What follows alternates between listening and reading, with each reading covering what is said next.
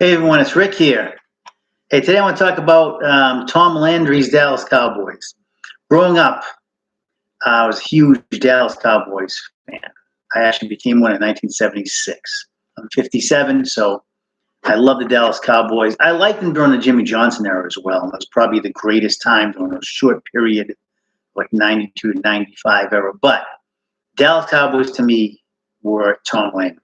He instituted, made them the iconic team they are today. I don't really care much for football as much today, especially the Cowboys, who have really been tainted with Jerry Jones. And plus, there's so much free agency. Players leave all the time.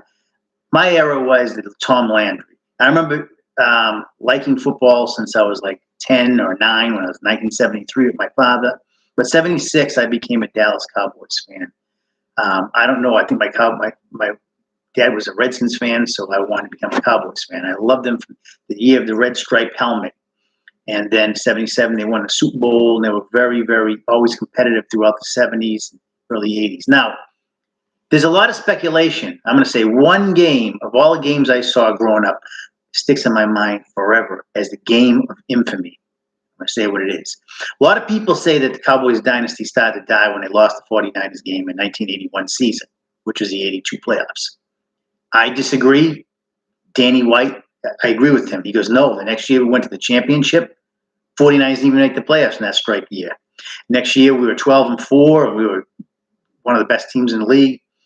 I don't think that was there was another game in another year, the end of it, that signified the very end.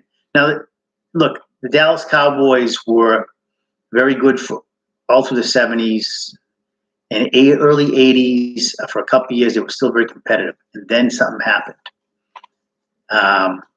It's almost as if that game or play in that game changed Dallas forever. Now, a lot of factors coming. They're starting to get some older players retired. I got that. But sometimes in your head, something happens and it affects you forever. And players are the same way. Now, there's a couple of games people talk about. The 1985 season when they got blown out 44-0 by the Bears. Yeah, that didn't really. I don't think of that as much because the Cowboys at that point were not really championship level. They were still decent. They won a division that year in '85, but I wasn't expecting them to beat the Bears. Obviously, that game I didn't expect them to lose 44-0. But that doesn't really do it for me. There is one game that makes all the difference in the world, and I have stats.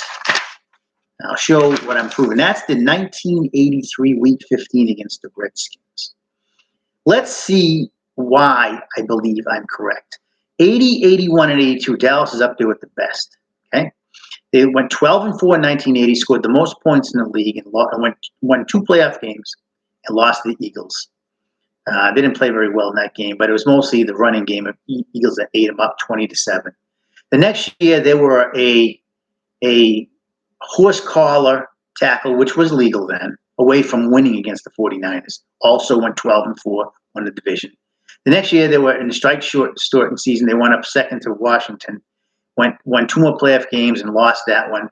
Still, 3 straight years of championships. That's great football. In 1983 was, for the first 14 weeks, was literally the best start in the history of the team. Through 14 weeks, the Cowboys were 12-2. They won 7 in a row to start the season. That included a Redskins Monday night game where they fell behind 23-3 and scored 28 straight points in the second half to win that game. They had a 2-game lead over the Redskins. They were 5-2, the Redskins, and they were 7-0. Now, eventually, Washington caught up to them. Going into Week 15, they were both 12-2, but the Cowboys were still in first place because of their victory over Washington. They represented 14 straight weeks of being in first place and not winning the division. That's a record in the NFL. Not one you want to say you have, but it's a record. Point is, Dallas, in their history, because remember it was 14 games only up to 77, they were 12-2 after 14 games only 3 times. 1968, when they wound up 12-2. 1977, when they won the Super Bowl, they wound up 12-2. 1983 was the only other year that after 14 games, they were 12-2. And they were so close to being 14-0. A lot of games they would start slow. They would always come back. They were very resilient. Their first loss was to the Raiders, where they had a 38-37 lead with like 4 minutes to go, driving. Danny White throws a advised interception, and the Raiders win it in the last play by 2 points, 40-38. The next loss a couple weeks later was to the Chargers by 1 point, 24-23, because of a missed extra point by Raphael Septien. And that one, they came back from a 24-6 deficit. They were 3 points and that close to being 14-0 going into week 15. All right? They were in every ball game. They could have won every one of them. Redskins were also powerful that year, 12-2. But the Cowboys were so confident Dallas was going to win that game. Dallas had to play 3 straight games in Washington. And it wasn't really fair to them. That's because of the strike season. They never got to play in Dallas. Remember, the year before, Washington's only loss in the regular season was to Dallas. Then they played in the championship game, and Redskins won. And then they played the opening Monday night game of '83, and the Cowboys won. Cowboys had won 2 out of the last 3 in Washington, but had not been able to play in Dallas because of the circumstances of the strike. They finally get them in Dallas. All Dallas had to do was win that game. They would have been #1 seed, which they wanted so bad they had just missed the last 3 years, and the best record in the league. They played so well the week before, a 35-10 win over Seattle, who wound up going to the championship game as the wild card. They sacked Craig 8 times in that game. They rolled over Seattle on the road. They're playing so well in the last 3 games that when Danny White was asked, how many points are you going to have to score to win? He said 2, being brash. The Redskins came in also with like camouflage gear. They were confident too, but I had every reason to believe Dallas would win. And so the game went like this, typical for the Cowboys season. The Redskins jump out to a 14-0. Okay? Like they jumped out in game 1, but Dallas comes back. They stopped John Riggins on a 4th inches in the midfield, and they scored 2 plays later to cut it to 14-7, and then they scored the only points of the second quarter, a field goal, and it's 14-10. They're coming back. That's what they did all year. Nothing to fear. Then it happened in the second half. The Danny White, no Danny play. We all know if you're a Cowboys fan.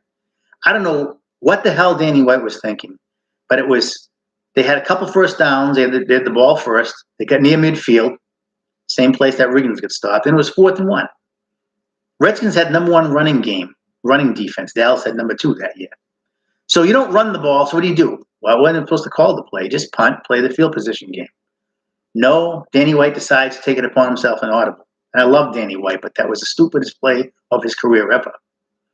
And he hands the ball off, and the worst play you could do against a team ready for the rush that's #1 in the rush, an off-tackle play. It takes time to develop and loses 2 or 3 yards. After that play, the entire Cowboys' legacy of Landry was done. Cowboys, not immediately, but the Redskins scored shortly afterwards, make it 21-10, wound up winning 31-10. Nothing went right the rest of the game for Dallas.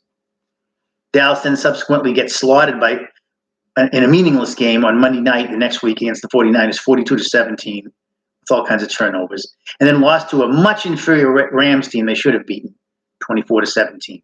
Cowboys are actually winning that game 10-7 in the third quarter, and decided to get 4 turnovers in a quarter and a half, 3 interceptions by White, and gave 17 points off turnovers to a Rams team that showed their true colors, getting wasted by the Redskins the next week, 51-7.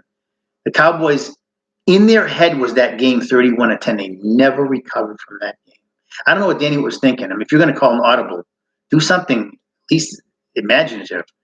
Throw a little out to do a set in the side so you can get a yard or so, or maybe down the middle to Cosby, or maybe a bomb to Tony Hill and not expecting it. Hill used to burn the Redskins. No, he tries an off tackle. He couldn't get the stupidest play you ever think in the history of Danny White's existence. After that play and that game, Dallas was done. Now, granted, some players did retire in the offseason. Danny White didn't start again in '84. Part of that was because there's other reasons. Hogan won't look good at the end of the championship game in '82. A part of that was because of what happened in that game, week 15. That no Danny no. Landry lost confidence in White. And he started Hogan, which was a mistake. Hogan wound up getting pulled halfway through the year, wound up being a nothing his whole career. That game, after that game, the Cowboys went never championship pedigree anymore. That game affected the rest of the season for them. I don't know what happened. Up to week 14, Dorsett was having one of the best years of his career. Still wound up being an excellent year, but it was on his way to having one of his best. All of a sudden, the last 3 games, the Cowboys couldn't run the ball. They ran the ball fine the first 14 weeks. The last 2 weeks in the playoffs, they couldn't run all of a sudden. It's like they turned the switch off. It went from 14 weeks of excellence to 3 weeks of suck. It wasn't at all to be expected. Carried into the next season, they went up 9-7. They missed the playoffs. They were okay. Next year after they were 10-6 and won the division, but they weren't really championship pedigree. They got shut out by the Rams in the opening playoff. And then after that, they went 7-9, 7-8, and 3-13. The Cowboys' greatness died on that day. Prior, from 1980 to 83, Danny White era, okay, the Cowboys had gone, you can see this, it's not showing very well, you can see, 42-13. From 80 to 83 up until through week 14 of 1983. 42-13 regular season, 5-3 in the playoffs. Starting in week 15 all the way to the end of Landry era in 88, they went 36-45, 0-2 in the playoffs. I say again, that one game just knocked Dallas off forever. They never recovered. I'll never forget that. 31-10, December 11th. 12 days before my birthday, 2 weeks before Christmas. 31-10 Washington. Redskins won the division next week with the victory over the Giants. Cowboys would never win again that year. Nobody expected it. Everybody thought that whoever won that game, they'd be playing again in the championship rematch of last year, of the year prior. Everybody thought that. Dallas won, they'd play the Redskins again. Somehow those two teams would meet again. Even Sports Illustrated, after that loss, stated they expected Dallas to meet Washington again. Nobody expected that type of collapse. And it carried for the rest of the Landry era. Day of infamy for the Dallas Cowboys. December 11th, 1983. Washington 31, Dallas 10. The end of an era. Thank you. Have a great day.